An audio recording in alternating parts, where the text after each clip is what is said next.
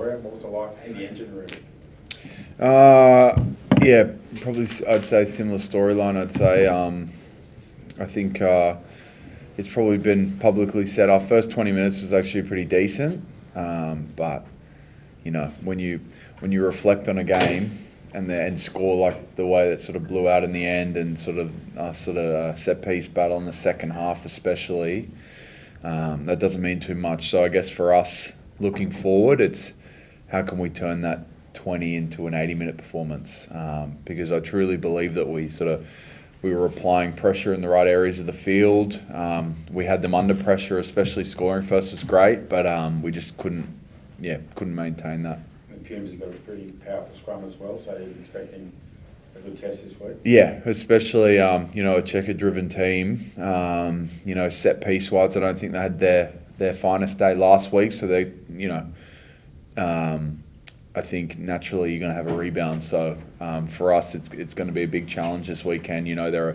They pride themselves passionately on set piece. They get a lot of energy through that, and yes, definitely scrum line out wise, it's going to be big.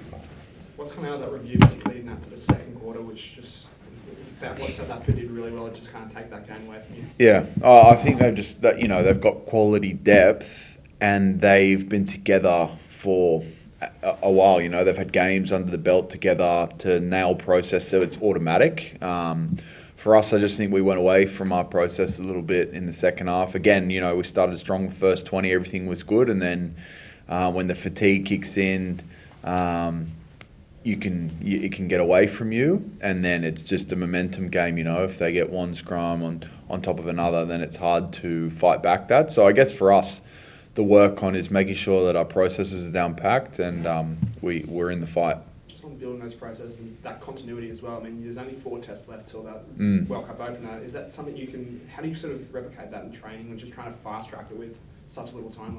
Well, I think you hit the nail on the head there. You replicate it in training. Such small amount of games that each day, each week, you need to be nailing it on training, and then it just becomes, as I said, automatic. So you rip it into the games, and you know what each other wants. You know how to fault correct on the run. But yeah, we can't just leave it up to the weekend and have 4 more opportunities to get that right. That needs to be an everyday thing, and luckily when we're in camp, it can be an everyday thing. Dave, just to set piece, scrum particularly, like Alan obviously was coming back from a calf injury, so how many reps had you guys had with everyone training full body? No, enough, and also we've got some last year in the bank, and I don't particularly ever think it falls down on one person at all. It's always a pack thing. Whilst to the naked eye or to the person that probably doesn't understand the scrums, it might look like one individual, but to me it's an all-8 thing, and we were in the challenge. We were up for it for the first 20, and then we fell away. So it's a pack mentality for us. So all 8 need to be switched on for the full 80. And Quade, is when you have it like a typical kind of night where the backs get very little ball, is it almost a good learning experience to kind of go, well, we've only got 35% of the ball, X amount of phases, but how can we do it better next time if you don't get that front foot platform that you want? Yeah, that's certainly part of the messaging. But it's also the opportunities that you do get, so like that 30% odd that you're talking about, making the most of those, because we certainly left a lot of opportunities out on the field in terms of just creating space. So there was a few times where the opportunity was on, and say we had a turnover at the breakdown. And that's not a forward thing, that's the 2 closest blokes there getting in, securing that ball, and then allowing us to take those opportunities. So there's a hell of a lot of great things that came out of that game. There's a lot of tough lessons as well. But the lessons are there for us to be, they will be lessons if we learn from them, and we'll take them forward this week. I think this is a corresponding fixture since you did your injury last year, somewhere around that. How are you feeling, Quade, like physically, form-wise, how much you've got left? How many years can you go up?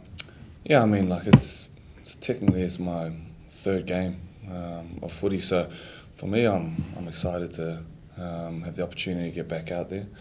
In terms of, I think it's more so around the team just gelling, getting time in the saddle together. more time on the training paddock. We'll continue to improve from there. Paul sort of touched on it before. We've got X amount of days that we get to be together, X amount of days that we get to learn and connect with each other, build on the field there, take that into the game and just continue to build on this road to the World Cup. Are you ahead or behind where you thought you might have been? I mean, like I've been on the field, you know. So if I'm on the field, I'm where I need to be. You know, like in terms of it being a corresponding game, you know, I'm looking forward to that challenge. It's similar to like the first time I ran again, my first running session. I grabbed the boots that I hurt my Achilles in, and I put them straight back on.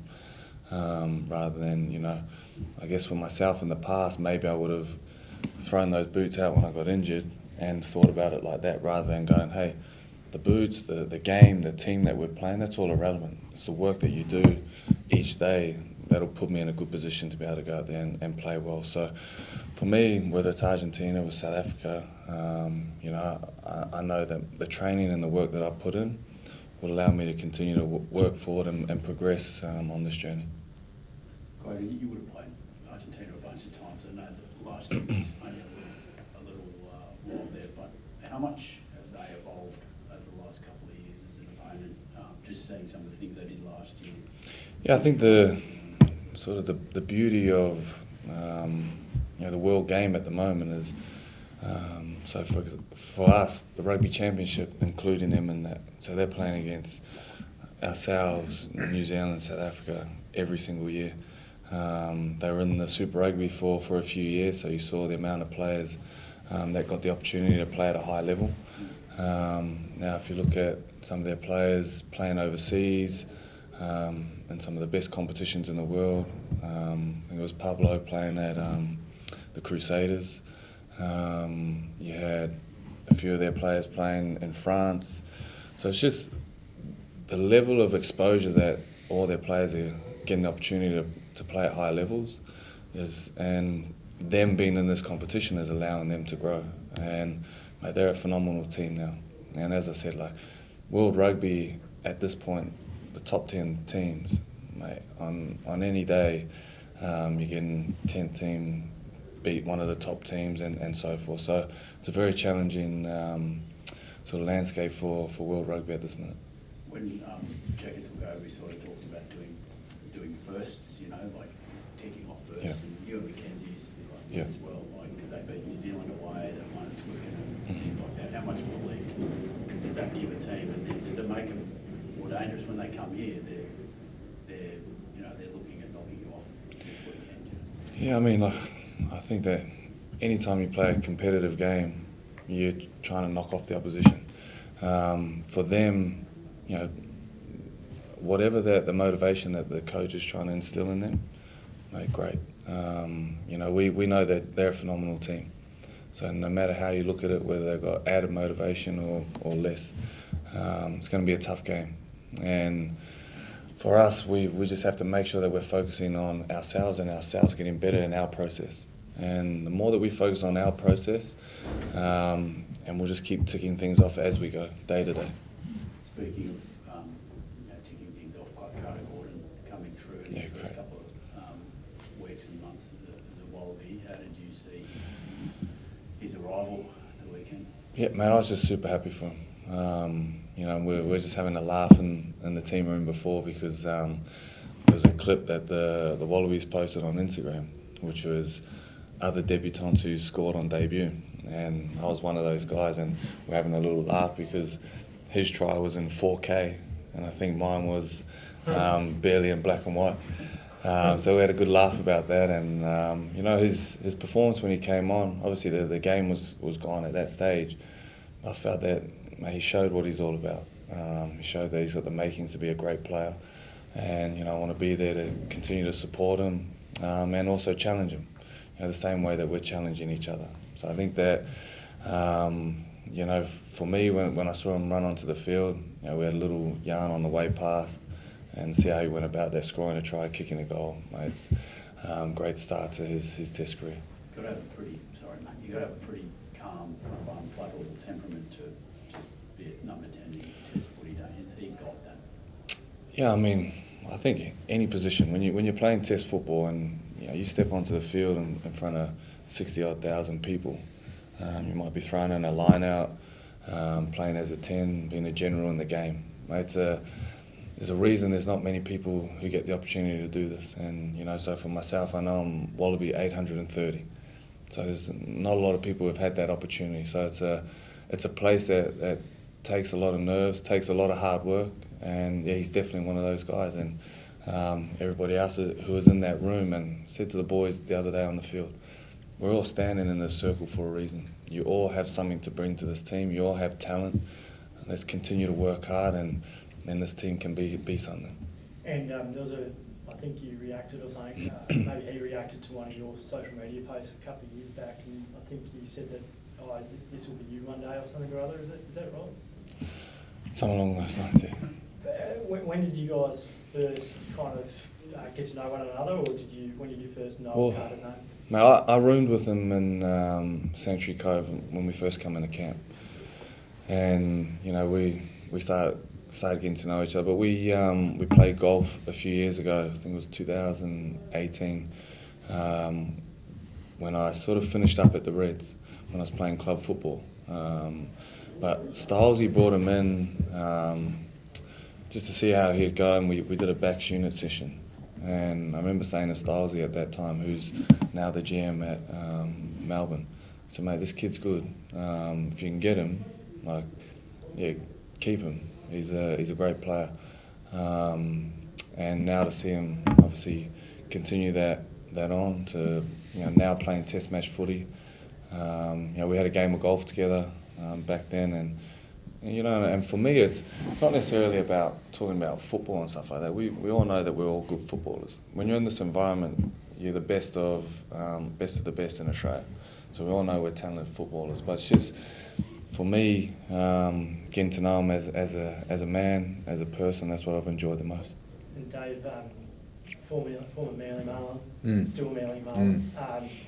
The fact that you're not playing here on the weekend, but the fact that training here this week must be pretty special, knowing your journey of where you've come, all the hours you put in years and years ago before you went overseas. Yeah, I'm loving it, mate.